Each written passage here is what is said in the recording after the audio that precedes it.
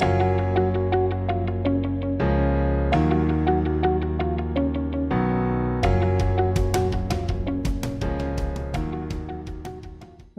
hello everybody, and welcome to the Nonprofit Alliance annual What I Wish I Knew webinar panel.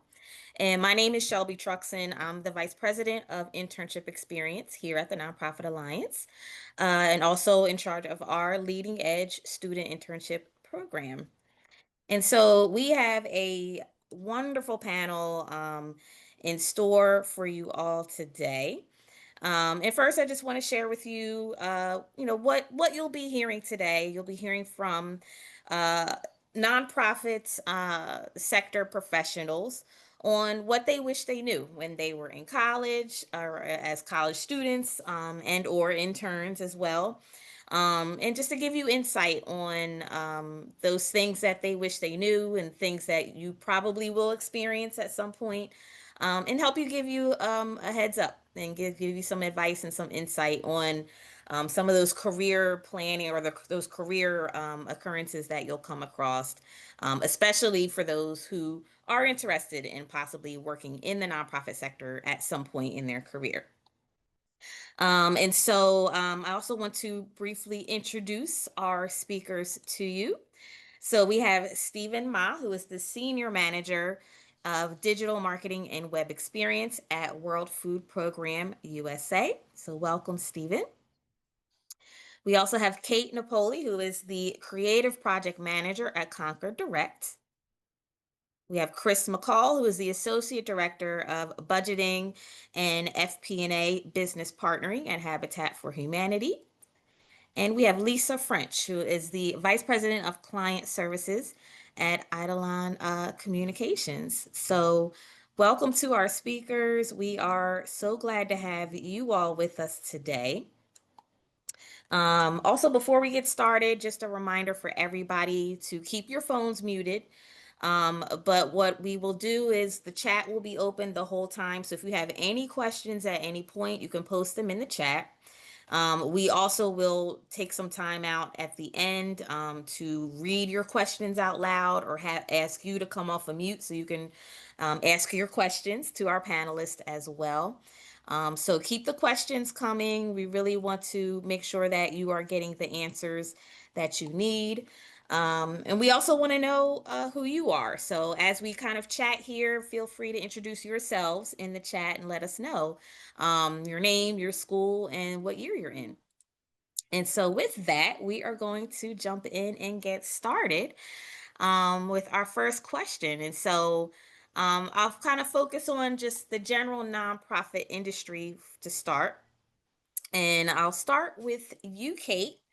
If you could share with us what you wish you knew about working for a nonprofit versus for-profit.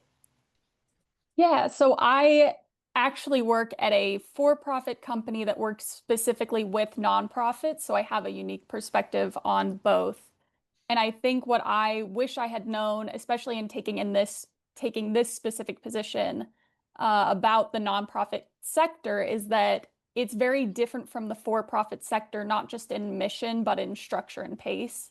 So there's room for more pathos in your decision making, but your decision making still needs to be quick. In nonprofits, the bottom line isn't just revenue, it's impact, which also impacts all of the decisions that you make. The decision that changes how success is measured for our company and for our clients, which then affects how all of our decisions get made. Nice. Yeah, I appreciate that breakdown.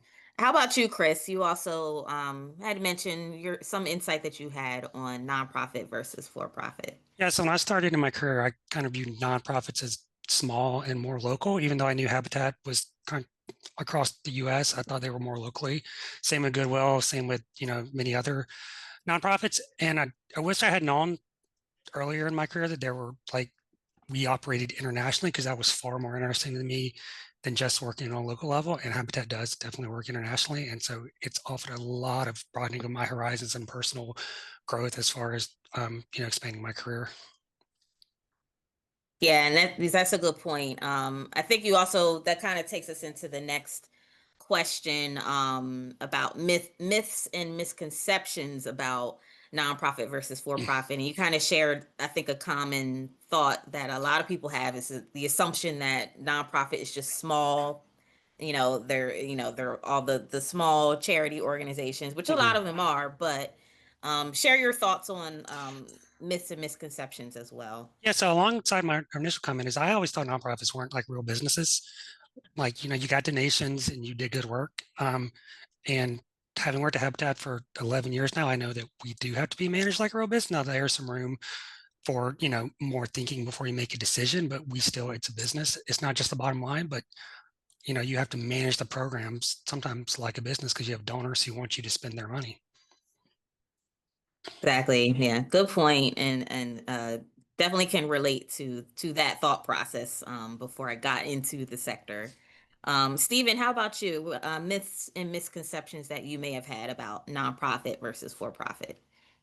Yeah, so just starting out in your career, I would say you don't really have to try to, stay with an organization for a super long time to like build loyalty. I know, like with me, I felt like, especially with nonprofits, there's kind of that obligation to commit to like, this mission for a long time. But especially if you're young, I think it's kind of normal and almost expected that you kind of switch careers like every 1 to 3 years or so.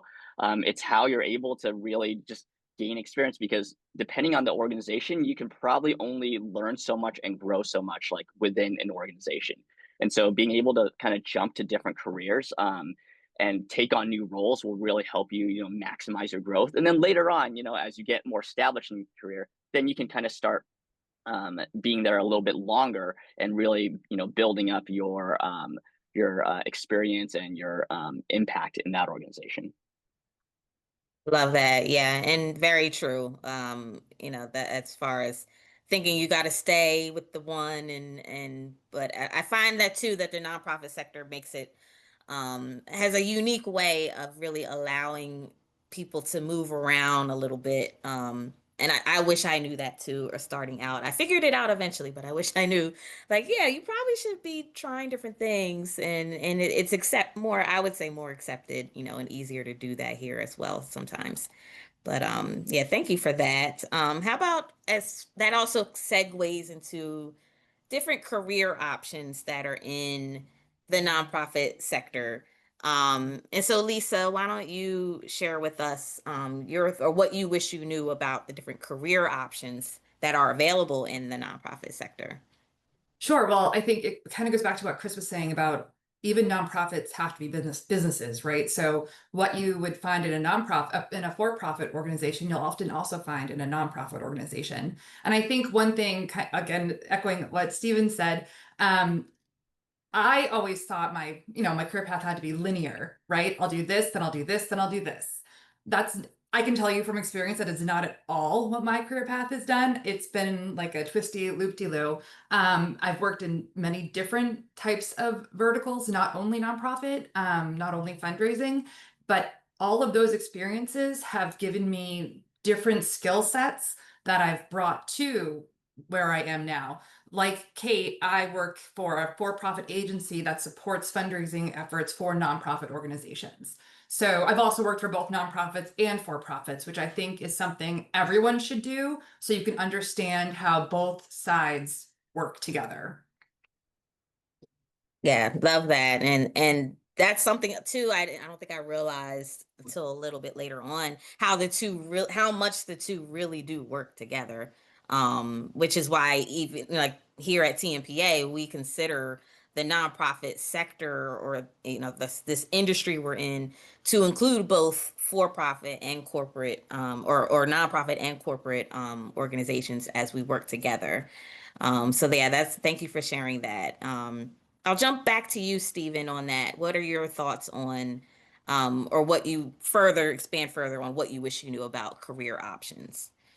Yeah, as Lisa mentioned, like it's definitely not linear, and that was my thinking going into my career too. But you're going to jump around a lot and try to just branch out from what you initially think like your career path is. Like acquire a diverse set of skills, and it'll allow you to move more like fluidly between different organizations. So like midway into my career, I had the grand title of Chief Director of Marketing, but it was on a 7-person team. So I was the only person doing marketing. So I was doing like everything and I had to like self-teach. But being able to join like a small organization pretty early on, like allows you to actually like acquire so many different skills that like when you then apply for maybe a larger organization that you really want to get into, you have this diverse set that you can actually like pick and choose from of like, okay, which experience do I want to highlight to be able to match like the role that, they have available. So just being able to, acquire diverse set of skills, like kind of branch off and, go in different directions will actually really benefit you rather than trying to stick to like, no, I have to do this position and then like I have to do this position next. Yeah, love that and so true. And I'll stick with you, Stephen. How about on what you wish you knew about the benefits of volunteering as well? Because, like you said, that I think that's another avenue that's unique to the nonprofit sector, I would say, as far as building skills and figuring out what you want to do. But why don't you speak to the what you wish you knew about volunteering? Yeah, I would say volunteering is often very underrated and an untapped source for gaining skills.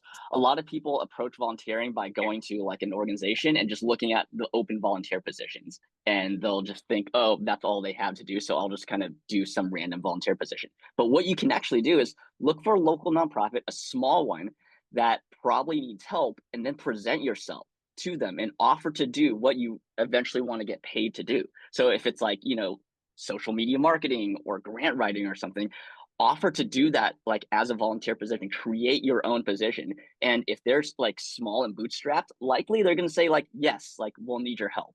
And then go ahead and just do that for them. And it's actually going to teach you how to, you're going to have to self-teach, you're going to have to self-manage because, they're kind of like overwhelmed with their work, but it'll help you develop the skills of how to, create that position for yourself, and it gives you that experience so that you're not just volunteering for these like random things and sometimes busy work things. You're actually volunteering and gaining the experience for an actual real position, which maybe later on they may hire you for, or you can just take that and put it on your resume and go to apply to another organization with that skill set of like, hey, I've done social media marketing, I've done grant writing, I've done fundraising, whatever it is.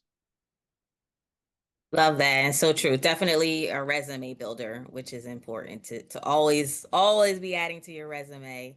How about you, Lisa, as well? What are your thoughts on volunteering? Well, I think, well, personally, I think volunteering is important no matter where you are in your life. I have a 13-year-old daughter, and she and I joined an organization, so we volunteer together. It's a great way to give back to your community and just also to meet people and also start networking. So, like Stephen said, talking to organizations around you that might need volunteers to do social media or whatever it is you're interested in is great. And I'll tell you the way that I got my start in fundraising was through volunteering. I participated with Team in Training, which is the fundraising arm of the Leukemia Lymphoma Society. I was a participant in a race so that you're doing peer-to-peer fundraising on behalf of the organization. And they had a job opening and I had gotten to know the staff. I went in for an interview. I loved it. I left corporate big law behind and I went to fundraising, and I've been there ever since. From there, I then met people within direct response fundraising, which is what I do now, that helped me get into this world. So we'll talk about this in a little while, but it's also all in who you know and who you're willing to talk to, and just keep your doors and options open. Love that, and love to hear. Always love to hear the pathway that everybody took, because, like you said, it's not linear for anybody, and it's Finding different. red. Right, but we all ended up here somehow and have Yeah. some kind of backstory. Awesome, awesome. So now I'm going to transition into what you all wish you knew about career planning, and under that, particularly, I would like to hear from you, Kate, on what you wish you knew about interning, specifically. Yeah, I wish I'd started my interning journey earlier. I spent some time as an intern at KQED in San Francisco, which is their PBS affiliate. And my time there taught me more about office etiquette, managing conflicting priorities, and finding the most effective ways to take initiative within an organization than any class I took in college.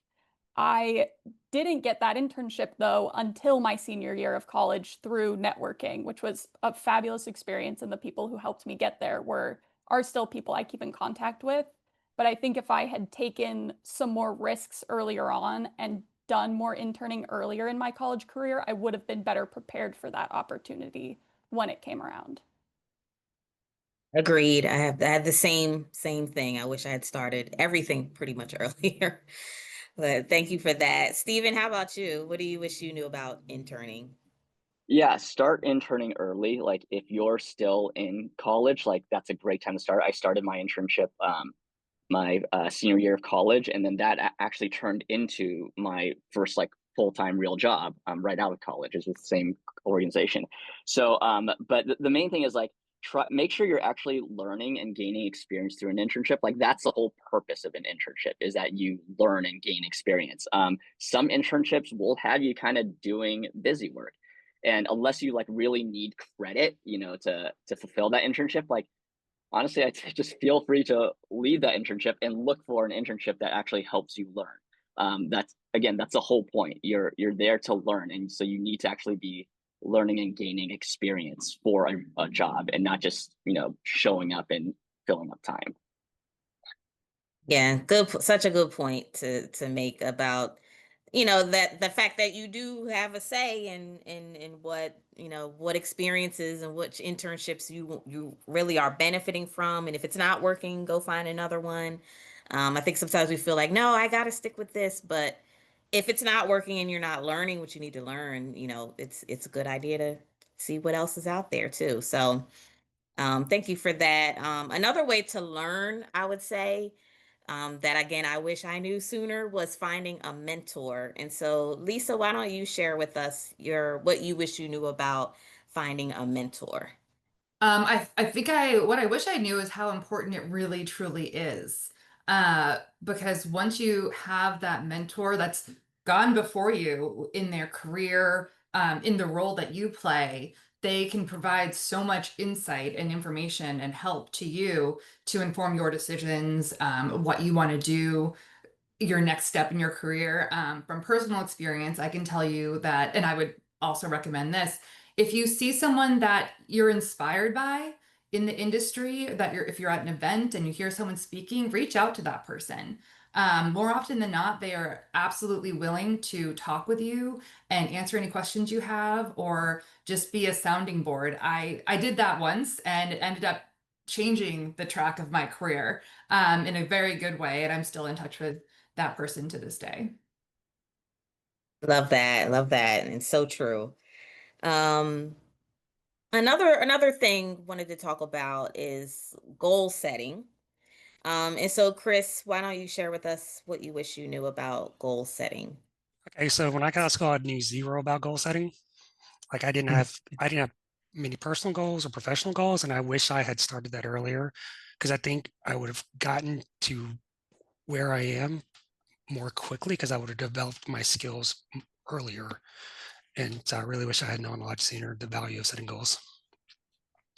Yeah, yeah. I think I can definitely relate to that as well. Kate, how about you? Anything on goal setting for you? Yeah, in my personal experience, I had goals going into my first few jobs, and very quickly realized that those goals were built on preconceived ideas, things that I didn't really understand. And so the more experience I gained, the more that informed what I wanted my goals for my career and how I define success to be. So my biggest piece of advice, if you struggle with setting, or if you're not quite sure what your goals are professionally, is to just jump in feet first and let the experience inform those for you. Uh, I've done everything from being a dishwasher and a waitress to an office manager and a development associate, and every single one of those roles informed how I work, how I communicate, and what I want out of my work experiences going forward. Yeah, love that. And such good advice to let the goals kind of formulate as you go in a sense. And I think sometimes we put too much pressure on ourselves thinking we have to set all the goals up front and have it all figured out and then follow that path. But you're right. A lot of times it won't come to you until you just do something, and start moving forward. So I like that.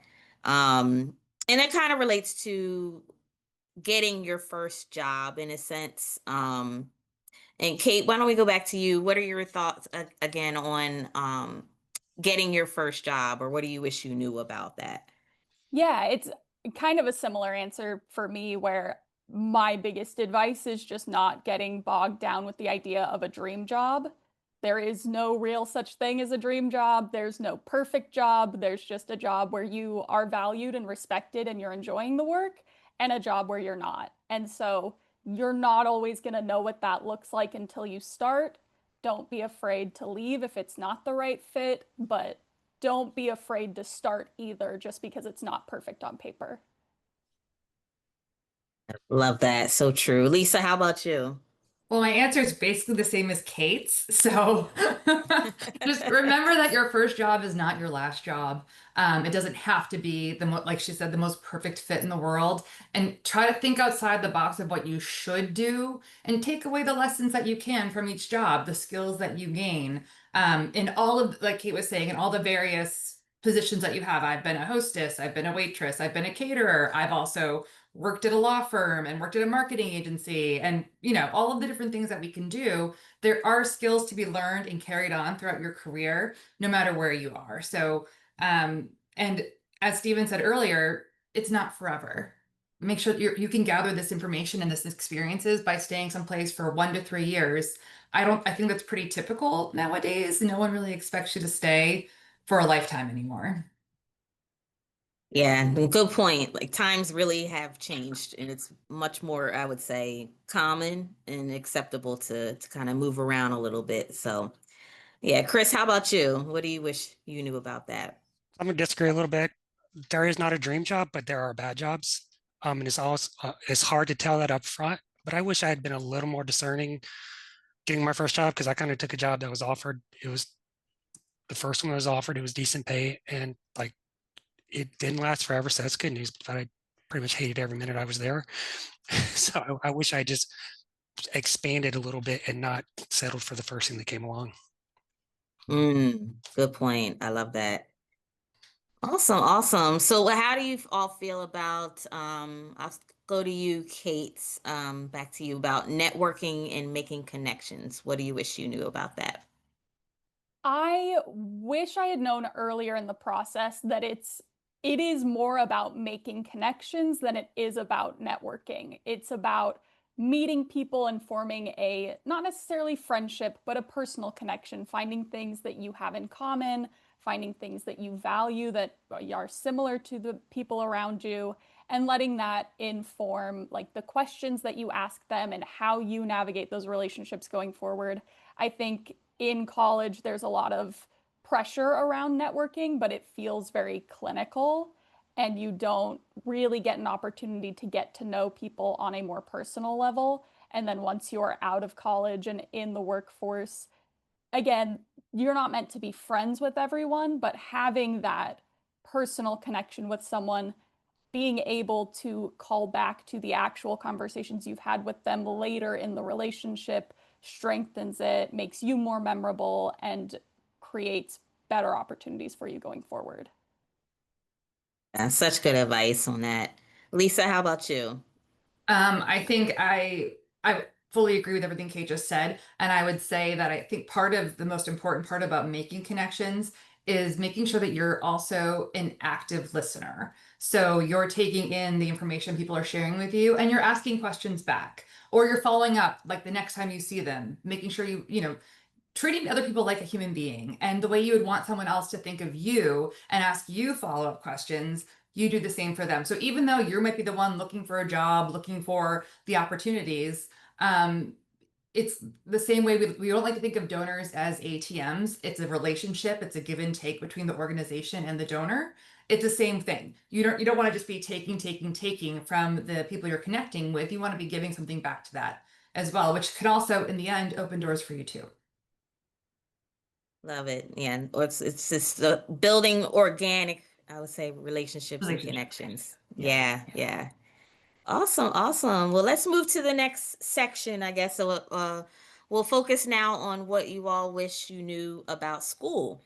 And so I'll start with, or continue with you, Lisa, on what you wish you knew about choosing the right school and or major.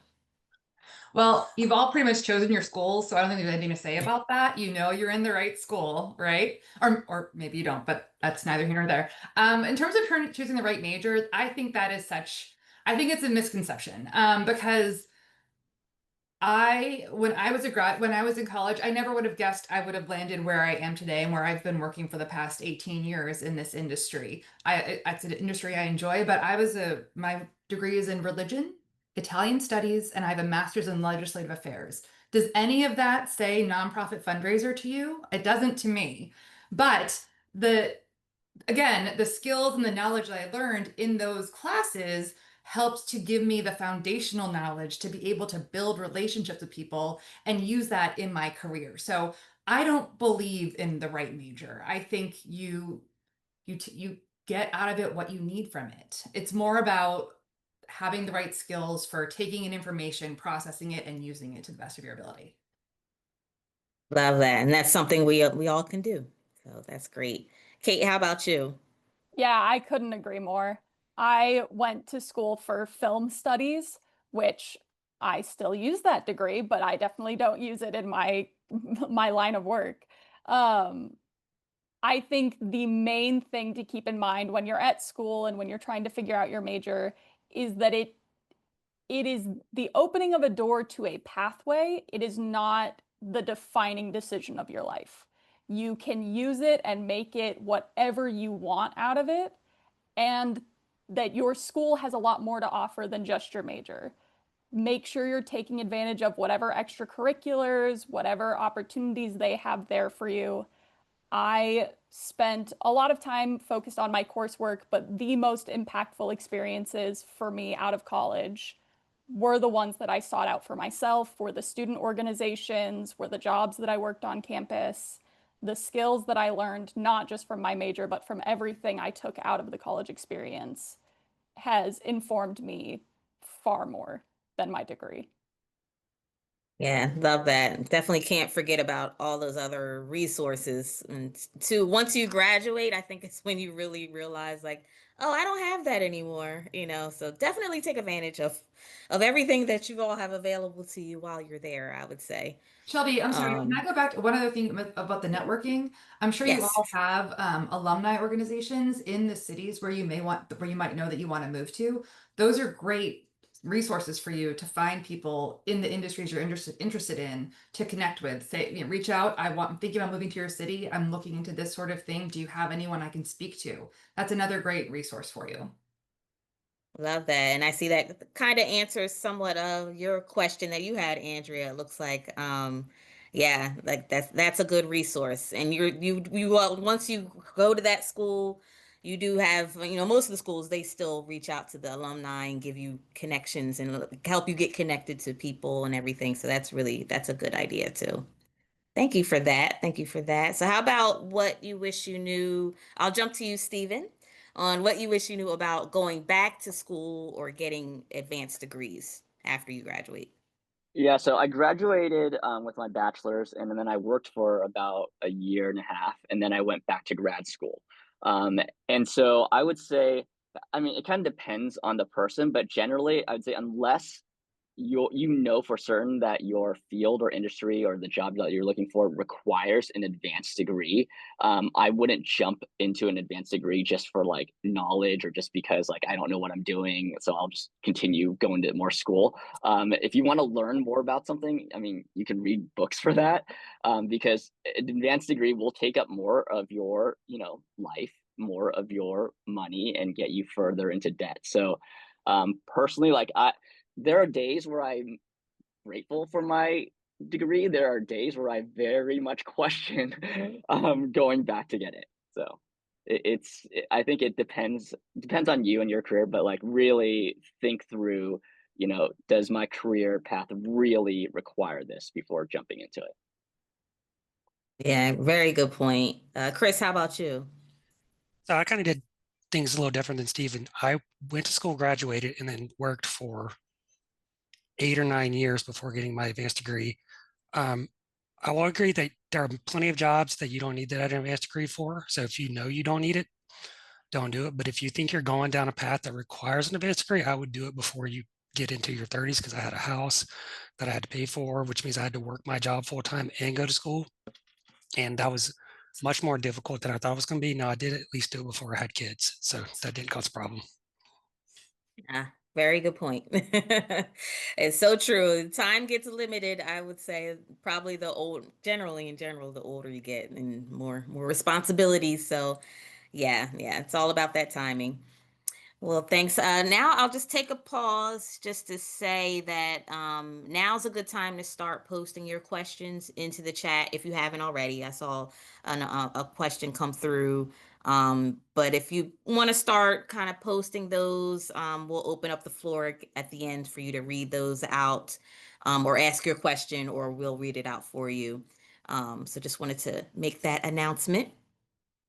And so now we'll move on to what you all wish you knew about life after school. And so I'll continue with you, Chris, on what do you wish you knew about making and spending money? So I knew to save money, but I also had the idea that if I made more, I could spend more. And I wish I had known that wasn't necessarily the case, because it kind of sets you back a little bit when it comes to saving for your retirement or saving for a home. So I just wish I had understood better that just because I made more money, I didn't have to spend more money. Yeah, I think that's a mindset a lot of us have or have had at even some point. Stephen, how about you? Okay, here's a fire hose of really quick money advice. So early in my 20s, I came out of college, like, not knowing how much it actually required, like, to live. So therefore, I didn't know how much money I needed to make. And I was just taking jobs at random, not knowing, like, oh, sometimes other jobs were actually like a decrease in pay, but I wasn't doing all the math. So take time to research, like, understand how much money, like, in your specific industry and career and position level, like, is on average expected to make, and in your area where you live. So that way it'll help you gauge, as you're applying for jobs, whether, like, okay, this job is like super low paying, or this job is, paying adequate or above. It'll help you really pick your jobs depending on how much they pay.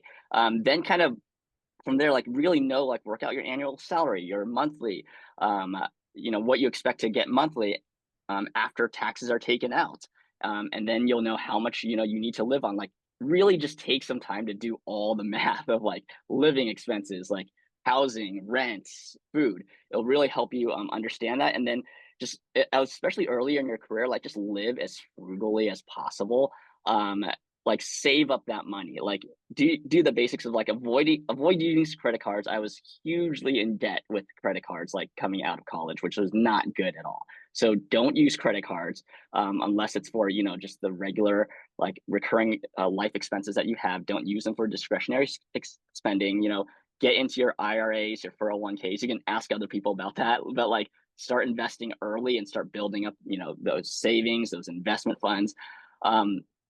And yeah, just really kind of, like, try to understand, your income and expenses, like, early on, and, like, just get a good management on that, because, like, later on in your 20s, like, it really will help set you up for much bigger things in terms of making purchases for, like, cars or houses or whatever. If you haven't saved, or you're in debt, then it's going to make it a lot harder to kind of get further on in that path.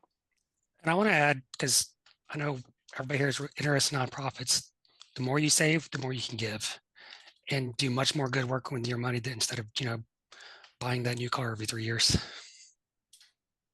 Yeah, so true. Love that. And it's that's the field that we're in, we're in the business of giving. So, yeah, even planning that out, especially in this economy, got to plan everything out as best as you can. So, yeah, thank you both. Such good advice and things that I learned the hard way, but know now. So, how about Stephen, why don't you continue on what you wish you knew about making mistakes and setbacks? Yeah, don't hold on to your life plan super tightly, and be able to pivot quickly and be flexible. Because I think coming out of college, especially, like, I had this, like, life dream, as many of us all have. Like, this is like the dream job that I'm going to do. Like, this is my career. And I passed up on a lot of like decent, job opportunities because I was so like, you know, focused and, had this tight grip on like, this is what I want to do. When really your dream job, could take a lot of different paths to get there, or it could actually look a lot differently than you expected. So be able to be flexible and, try different things and like definitely pursue your dreams, but also have like a plan B and a plan C and a plan D.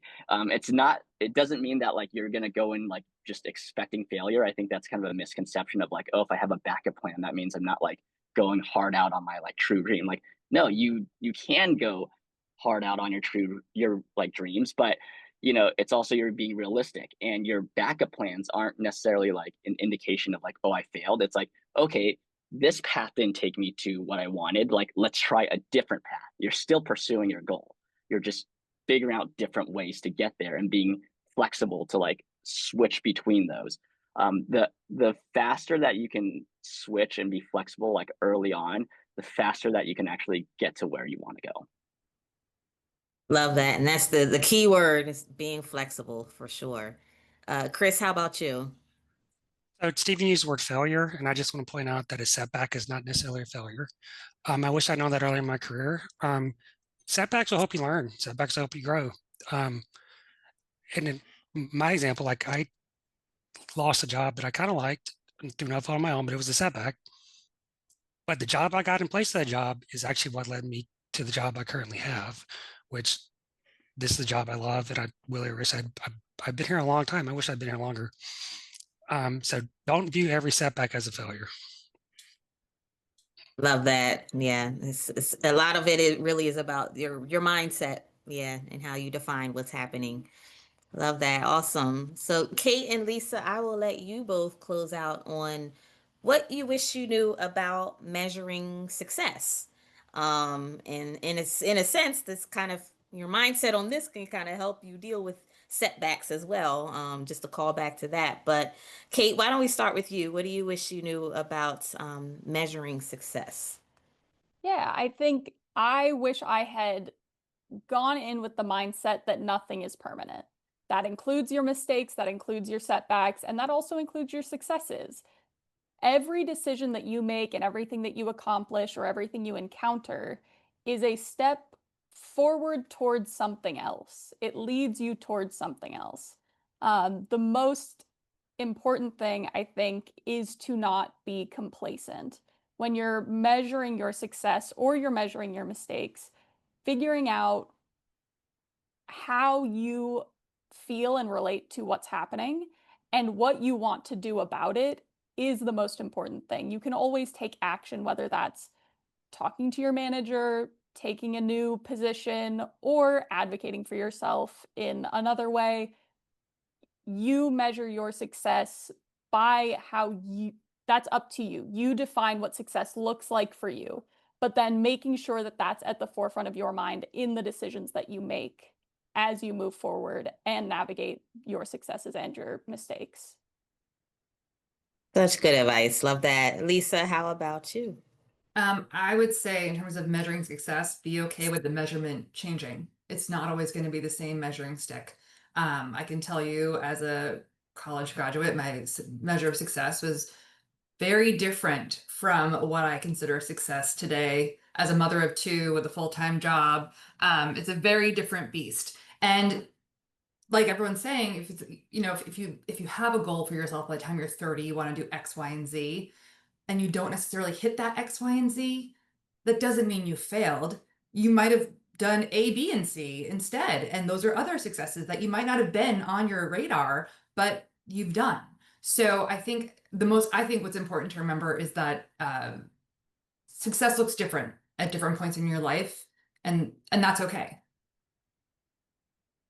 I love that. Yeah, perspective. It's a game changer. Whatever your perspective is. Awesome, awesome. Well, thank you all. This was really great, and I wish that you all could have answered all the questions because because of timing, I couldn't get everybody in for every question, but all of your answers were amazing. that you had shared with me beforehand as well. And so now I think what we're going to do is we are going to open up the floor for questions. So I do see some questions here in the chat. I'm just going to go through and call on whoever posted the question to see if you're able to come off mute. I'll start with you. Is it Andrea or Andrea? I know we answered part of your question, but I don't know. Did we answer all of your question about networking? And if you're able to come off mute, that'd be great. Yeah, the Alumni Association was a great suggestion. Is there any other kind of organization, for example, a Chamber of Commerce is common in cities? Is there something like that for nonprofits? Does anybody want to answer that? Any of the panelists, feel free. Sorry, go ahead, Lisa. No, I was just gonna, I have not personally interacted with the Chamber of Commerce in the cities for that reason, but I would say I'm gonna give Shelby a little shout out. I think TNPA is probably a great resource. You're already here doing this. So if you're looking at the job boards and reaching out to people, that's another great way for networking. If I'm assuming that there are events, right, Shelby, for people to get together and meet others. So yeah, definitely. There are, if you and like Lisa said, we have a job board that's always on the website. You can always check through that, add your email to our email list, and we can send you alerts, things like that. So yeah, so associations, and I think you had mentioned that before. That's, to me, that has been the greatest resource, honestly. That and the school, my school connections. So I'll go ahead and vouch for TNPA too, because I went to my first TNPA event back in May. And I met a ton of people that it's only been almost 3 months, but I've not done people I'm still in contact with. Otherwise, I don't know. I mean, I've gone to conferences, and that's a good one, but sometimes you have to be in the industry before you get invited to those. Yeah. Yeah, good point. Yeah, so stay connected to us. That's a good place to start. Okay, great. Does that answer your question, Andrea? Good. Thank you for that. Who's next? Let's see. Heather, are you able to come off of mute to ask your question? Yeah, so I was just wondering, something I've been thinking a lot about as I sort of consider what sort of work I might want to do and like long-term goals for myself is what is going to be threatened by like AI replacement, because I'm sure everyone here has heard a lot of talk about how a lot of especially early career jobs are allegedly going to be threatened by replacement by AI. And in some ways, it seems like some nonprofit jobs are susceptible to that because they depend on a lot of digital communications. But in other ways, I'm sure like it really doesn't make a meaningful replacement. And the sort of ethical considerations that are inherent to many nonprofits seem like they might kind of mitigate that risk. But yeah, basically, I was just wondering, as professionals in this sector, do you see AI, like generative AI, as a real threat? And do you see it as like a real risk for young professionals looking to enter in? Great question. Anyone want to answer that one? Yeah, I can jump in and answer this. I kind of posted a quick response too, but it's a potential risk, definitely, in terms of like, when you're thinking about graphic design work or copywriting and whatnot. But you can also see it as if you understand its usage, like it can actually be an asset to you in terms of like coming into a job saying like, I know how to work with AI. I know how to do prompts. I know like all the different tools and resources, that come alongside of it. And so it kind of like any other technologies, like though AI does a lot, like it still requires a human being to both review it, to prompt it, to, understand really how it works and use it effectively. So I think, yeah, really just understanding all the tools that use AI and how it can be used will be a benefit to your resume. And then in terms of the ethical issues, yeah, there's definitely a lot of ethical issues around it. I think with our organization, we had a whole task like force like within our organization to like really evaluate and create policies around how to use it. So for example, like we know like it can erode trust. And so we determine we're not going to use AI photos in any way because we have photography of our actual, beneficiaries that we can use. So we're not going to try to do that, but we do use AI for more of the operational processes. So using it to sum up meetings, to create like action items and tasks, to be able to filter through data and try to put pieces of data and analytics together. So a lot of those operational processes. We also use generative AI for like very like starter things. So for example, a lot of our articles will use generative AI to just like come up with basic outlines for articles. But then we still have humans going in to actually like write it, review it. In terms of like graphic design work, we'll use generative AI if like we know like, okay, we're trying to really create like a specific graphic imagery, and we're not like manipulating the photo to try to present it as something else, but this is like a really digitally manipulated like a work of art kind of a thing, then we'll use generative AI for that. So yeah, I hope that kind of, although that was a little all over the place, but I hope that answers your question, and let me know if there's any specific part you want to know a little bit more. Yeah, thank you. Okay. Oh, sorry. Great, great. Now I was just going to ask if that answered your question. Awesome. Thank you for that, Heather. I'll jump to is it Kaylee? You posted a great question. I see you got answers in the chat, but did that answer your question about how the recent actions from Congress have affected our organizations and programs, which I think is a great, very relevant question to have. But anything else you need to know for that, Kaylee? I think I appreciate everybody giving me very detailed answers, and I think the sentiment is very similar across all nonprofits. It's very difficult, and I think what I was wondering, kind of wanting to ask is there a way for all of you that you find hope in this situation? Can you find hope? I know it's very hard when the things at play are out of our control, and they seem to be out of our control. Is there a way that you're able to ground yourself and find basically a light at the end of the tunnel as what it appears right now? So I'll answer this one because, as I said in the chat, we've been very fortunate. Not a lot of government funding. Some programs hit, but on the whole, we're still doing pretty well. However, there's some downsides, like what if the economy tanks, things like that. But what gives me hope is the fact that in 2020, when COVID hit, our board basically said, okay, make plans for not having enough revenue. Turns out the exact opposite thing happened. People gave. The government gave people money and they gave. So that tells me there's still good people willing to get things. And so I still have faith in that. Similar to what Chris just said, I think I have faith, but for a different reason. I consider myself a cheerful pessimist, and I have a very pessimistic outlook on everything that's happening right now. And I think I don't think it'll be like 2020, only because we haven't fully seen it yet. And I think that I hope the economy is going to get better, but I think there's just too much uncertainty right now to really say if we're going to see donors increase their giving or not just yet. I hope they do, but I don't know. What gives me hope, though, is that in this political climate, there are so many people standing up for what is right, trying to protect other people in this world, in this country. That gives people like you guys looking at nonprofits and wanting to make our world a better place. So that's what gives me hope, as hokey as it might sound, but I think we have to hold on to anything we can get at this moment. Awesome, awesome. Great. Now, hopefully that answers your question. And that was a very good question, actually. Perfect. Thank you. Yeah, no, welcome.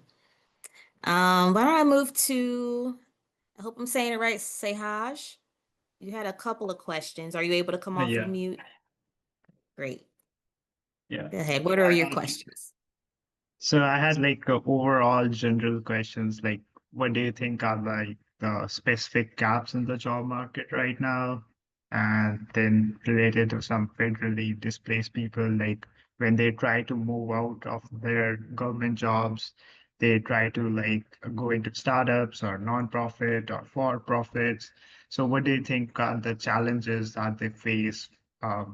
Like because in a government, I think or this is my belief that they are into environment that they have very limited skills, like their job role isn't very dynamic. So, like, what do you think are the major challenges that they face? And so, yeah, then we can move on to further questions. Okay, and to clarify, you're asking the challenges to those who are on the federal side. That what are the challenges for them to move into the nonprofit space, basically? Yeah. Gotcha. Anybody want to answer that?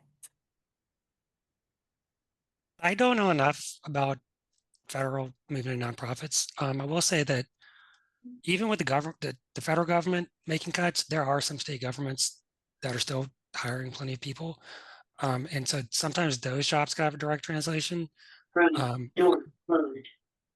But as far as the nonprofit world, I mean, there are things that, like, there are people that work in the government that do things we would need them to do. So if they apply, I don't know that they would be considered not dynamic enough. Like, the federal government has budget people. Like, I don't know, the budget never gets passed anymore, but they have budget people. And so, they could come in and work with on our budget. Or we actually have people that write grant applications. So if you've got someone who's been on the other side of grant applications, they can help write those, because we write not just government grant applications, but like private donor grant applications. And so if you had someone who had done the reviewing of those, they might be a great asset in the creation, the creating of those. And from a HR perspective, like if you see from a nonprofit or like whatever the organization is, so what platforms do you use and how do you find the right candidates if you like want to hire somebody? I don't know what platforms we use. I have hired people, but I get the resumes after they've already been filtered. I will tell you my personal, like, you're going to get a bunch of people that have great skills. It's just kind of trying to get a feeling for the fit. And so no background would be excluded because of that. I mean, like, if you've got basic skills, you can do most anything. That's why going, developing your skills matters. And so you're like, we're not going to filter anyone out because, oh, they work for the government. But we're not going to hire someone just because they work for the government. We get a lot of people coming from the for-profit world. I mean, I came from the for-profit world. And so I can't tell you how their resumes are filtered up front.